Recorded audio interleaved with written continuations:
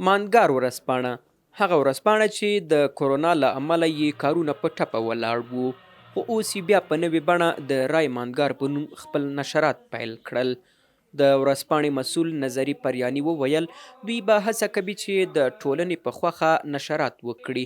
نوموړي د پرانیستنې په مراسمو کې د اطلاعاتو او کلتور وزارت څخه وغوښتل چې پر رسنۍ د مالیات لږ څه کم کړي. و انتظار داریم و آرزو داریم که با همکاری شخصیت‌های فرهنگی، با همکاری شخصیت‌های ملی و سیاسی جامعه، با همکاری اهالی رسانه در ایجاد یک روزنامه با اعتبار، یک رسانه با اعتبار که بتونه معرف خوب یک افغانستان جدید برای خود ما باشه، برای بیرون باشه، قدم‌های کلان و اساسی را برداریم.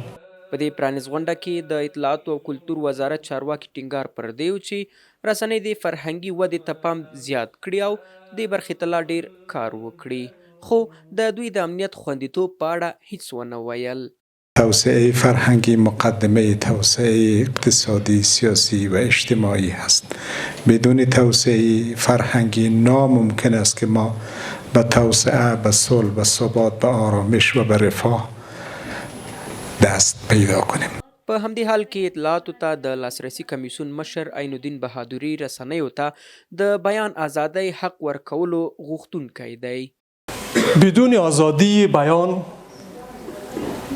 نه دموکراسی معنایی داره و نه ما جمهوریتی میتونیم داشته باشیم. به اساس هر اقدامی که توسط هر شهروند افغانستان در حوزه آزادی بیان، چی به شکلی روزنامه و چی به شکلی رادیو و چی به شکل تلویزیون ها به وجود می آید، از این باید شدیداً استقلال صورت بگیره. د مشرانو جرګې لومړي مرستیال د ورځپاڼې مبارکۍ ترڅنګ هیلهمندي وښوده چې دغه رسنۍ به د ملي منافعو په رعایت سره مخې ته ځي. یک بار دیگر این را این فعالیتشان برای مدیر مسئول و دستاندرکاران ماندگار تبریک میگویم. امیدوارم ماندگار در خط ارزش‌های دینی، ملی و منافع مردم افغانستان همچنان پایدار و ماندگار باقی بماند. دا ورځپاڼه په داسې حال کې خپل نشرات بیا پیلوي چې په هیواد کې خبریالان او رسنۍ تر ګواښ لاندې دي.